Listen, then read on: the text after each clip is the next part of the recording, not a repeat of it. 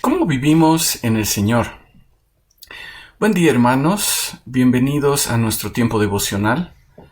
Es miércoles 27 de abril y vamos a retomar nuestro estudio para continuar respondiendo a la pregunta ¿cómo vivimos en el Señor? Pero primero vamos a orar. Padre amado, te damos gracias por este tiempo que tú nos das. Gracias, Señor, porque podemos abrir tu palabra y podemos escuchar más de ti. Te pedimos, Señor, que tú nos ayudes a entender lo que tienes para nosotros. Te pedimos que tú nos ayudes a vivir conforme a tu palabra. Te damos gracias, Señor, en el nombre de tu Hijo amado. Amén. ¿Cómo vivimos en el Señor? El miércoles pasado comenzamos a hablar acerca de la percepción que pueden tener las personas de nosotros los cristianos. Decíamos que es triste ver que la gente nos puede tomar como a hipócritas que estamos viviendo una doble vida. Podemos ser de una forma dentro de la iglesia, pero fuera de la iglesia, en nuestra casa, en el trabajo, en nuestro lugar de estudio, sea la universidad o el colegio, o con nuestros vecinos, somos muy diferentes. Incluso podemos mostrar un comportamiento increíble en todo lado. Pero, cuando estamos solos, nuestras verdaderas pasiones nos dominan. Cuando Pablo escribe su segunda carta a los Corintios, estaba tratando de defenderse de las acusaciones que le habían llevado a una gran pena. Dijimos que en 2 Corintios, capítulo 1, los versículos del 12 al 22, Pablo habló acerca de tener una vida transparente en el Señor y una vida de acuerdo con la palabra de Dios. Entonces tomamos tiempo para ver en los versículos del 12 al 14 cómo Pablo mostraba una vida completamente transparente y recta, una vida sin doblez, una vida completamente honesta. Nunca actuó con una doble intención, siempre hizo las cosas de una sola forma. No guardaba secretos y no estaba velando por sus propios intereses. Pero no solo era con sus hermanos, sino que era con todas las personas, incluso cuando estaba solo, en todo tiempo. Era como ver una imagen a la luz del sol, una imagen sin distorsiones, en la que no había nada oculto. Él era genuino y era así por lo que Dios estaba obrando en su vida. No estaba buscando ganarse el favor de las personas. Lo que hacía era motivado por el amor que había encontrado en el Señor, el amor con el que el Señor lo había amado. Y ese amor se reflejaba a sus hermanos. Pero ¿de dónde provenía todo esto? ¿Cómo es que Pablo tenía esa vida tan transparente? Todo esto venía del amor del Señor, y ese amor que daba un claro entendimiento de lo que el Señor decía en su palabra. Entonces, su vida estaba de acuerdo con la palabra de Dios. Desde el versículo 15 hasta el versículo 20 de 2 Corintios 1, Pablo dice esto: con esta confianza quise ir antes a vosotros para que tuvieseis una segunda gracia, y pasar de vosotros a Macedonia y volver otra vez de Macedonia a vosotros para ser encaminado por vosotros a Judea, siendo ese mi deseo. ¿Acaso usé de ligereza? ¿O será que lo que quiero hacer, lo quiero hacer según la carne? De manera que en mí haya un sí, sí y un no, no. Pero Dios es fiel, nuestra palabra para vosotros no es sí y no, porque Jesucristo, el Hijo de Dios, que ha sido predicado entre vosotros, por nosotros, por mí, por Silas y por Timoteo, no fue sí y no, más bien fue sí en él, porque todas las promesas de Dios son en él sí, y por tanto también por medio de él decimos amén a Dios para su gloria por medio nuestro. Y suena complicado todo lo que acabamos de leer. Pero Pablo estaba escribiendo de una forma sincera. Y Pablo les transmitió sus planes como a buenos amigos.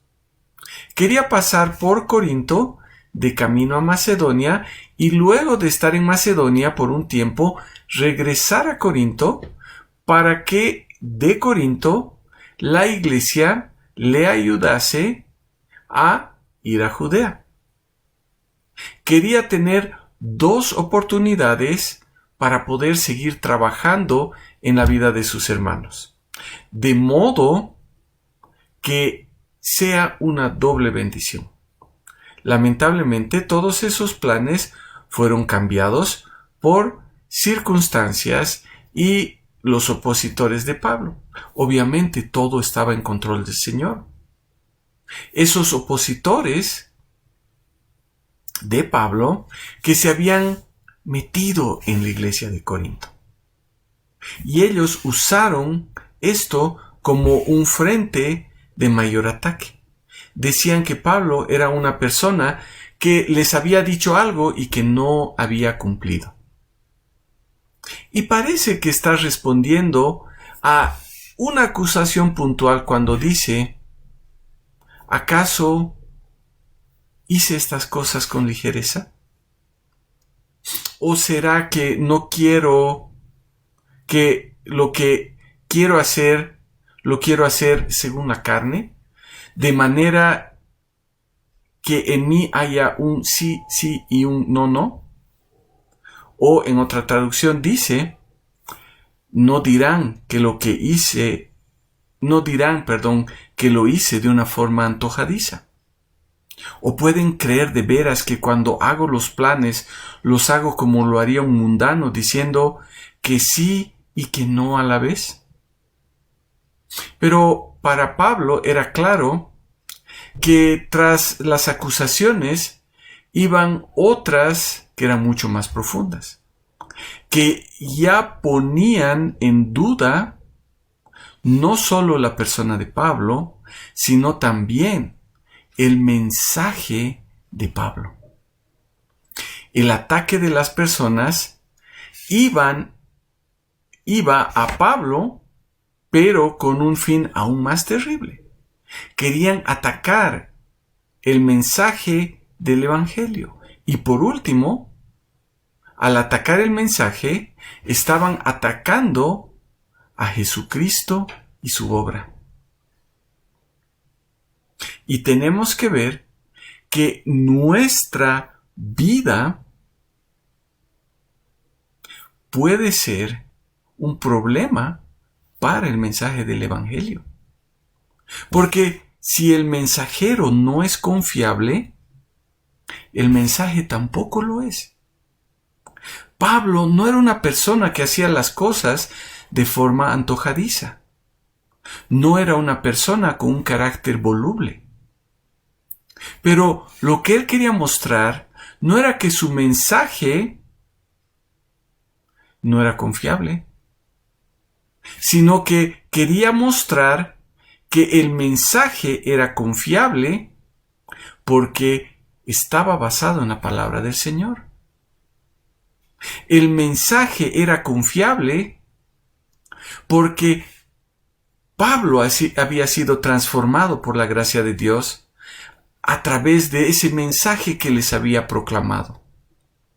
La veracidad del mensaje de Pablo y la transparencia de su persona no estaban basados en lo que la gente estaba hablando, sino en la fidelidad de Dios.